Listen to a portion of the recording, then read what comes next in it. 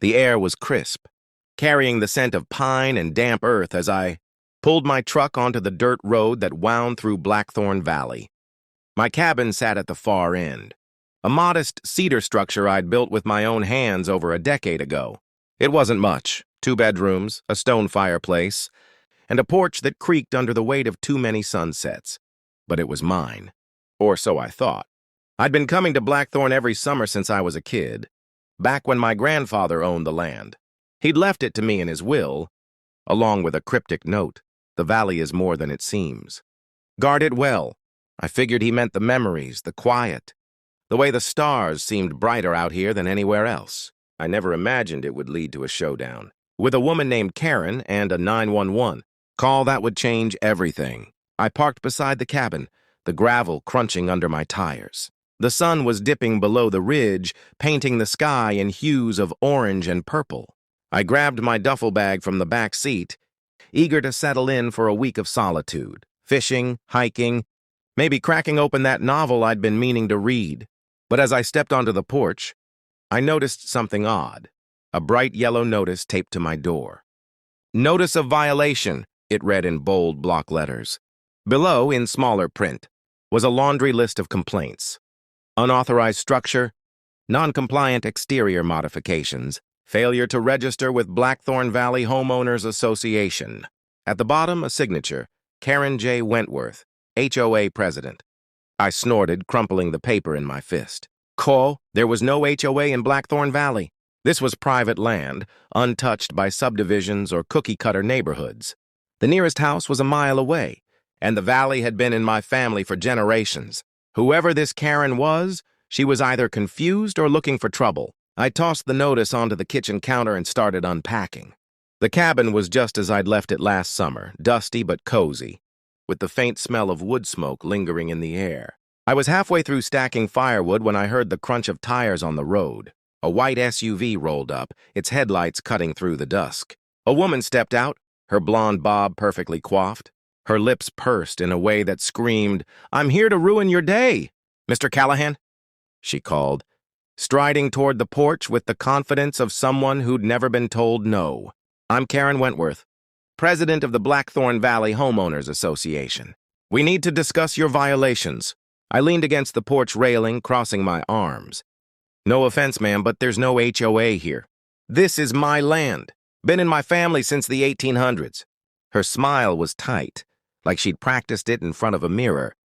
"That's where you're mistaken, Mr. Callahan. The valley was incorporated into the Blackthorn Valley community last year. All property owners are required to join the HOA and comply with our regulations." I raised an eyebrow. "Incorporated by who?" "I own this valley, every acre of it." Karen's smile didn't waver, but her eyes narrowed. "I suggest you review your property records. Mr. Callahan, the HOA has jurisdiction here now. Your cabin is in violation of our aesthetic standards, and you've failed to pay the mandatory fees. If you don't comply, we'll be forced to escalate." "Escalate?"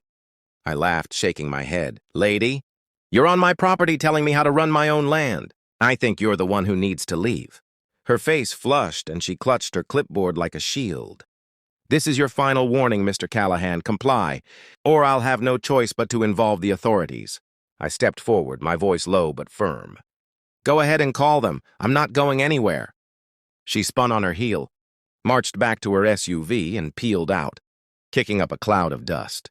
I watched her taillights disappear, wondering what kind of person thought they could waltz onto someone else's land and start making demands. Shaking my head, I went inside and cracked open a beer.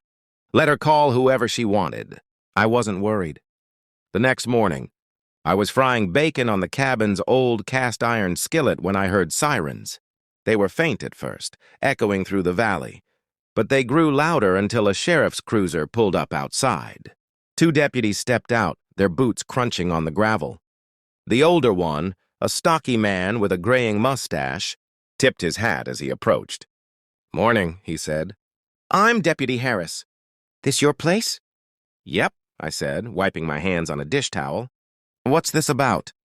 "We got a call from a Ms. Wentworth. Says you're trespassing on community property and refusing to vacate." I laughed, but there was no humor in it. "Trespassing? This is my land. I've got the deed to prove it. Harris nodded, his expression neutral. Mind if we see it?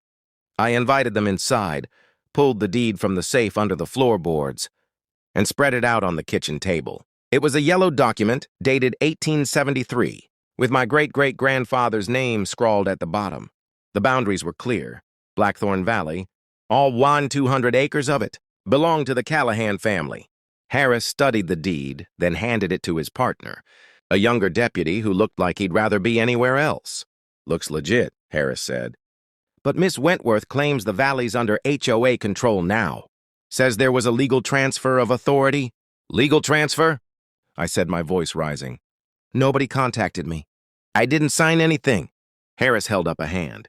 I hear you, Mr. Callahan, but we've got to follow up on the complaint. Mind if we take a copy of this deed and run it by the county? The answer came a week later when Tom called me back. You sitting down? He asked, his voice tight with excitement. Because you're not going to believe this. He'd dug into Horizon Ventures and found something buried in their financials. A geological survey from 2023 that flagged Blackthorn Valley as a potential site for rare earth minerals, neodymium, dysprosium, stuff used in everything from electric car batteries to wind turbines. The estimated value? Billions. They didn't want your cabin, Tom said. They wanted the land under it. Pinnacle's been quietly buying up properties in the valley. But your deed was a problem. It's the oldest, and it covers the whole damn valley. They tried to sneak the HOA in to force you out. I gripped the phone, my mind racing. So Karen's just a front? Pretty much. She's their local enforcer, probably getting a cut to push people around. But here's the kicker. Your grandfather's deed isn't just for the surface rights. It includes mineral rights, too. You don't just own the valley, you own everything under it. I sat back, stunned. My grandfather's note suddenly made sense. The valley is more than it seems. He'd known, maybe not about the minerals, but he'd known the land was special. And he'd trusted me to protect it. What do I do now? I asked. File a claim to assert your rights, Tom said, and get ready for a fight. Pinnacle's not going to back down easy. The next day, Karen was back, this time with a lawyer in tow, a slick guy in a suit who introduced himself as Mr. Daniels from Pinnacle Development. They stood on my porch, demanding I sign over my property to the HOA for fair compensation. Fair compensation? I said, holding up the geological survey. Tom had sent me. You mean a fraction of what this land's worth? I know about the minerals, Daniels, and I know my deed covers them. Karen's face went pale, but Daniels didn't flinch. You're making a mistake, Mr. Callahan.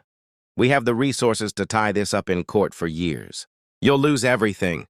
I stepped closer, my voice steady. You're on my land, threatening me with a lawsuit over something you tried to steal. I'm not signing anything.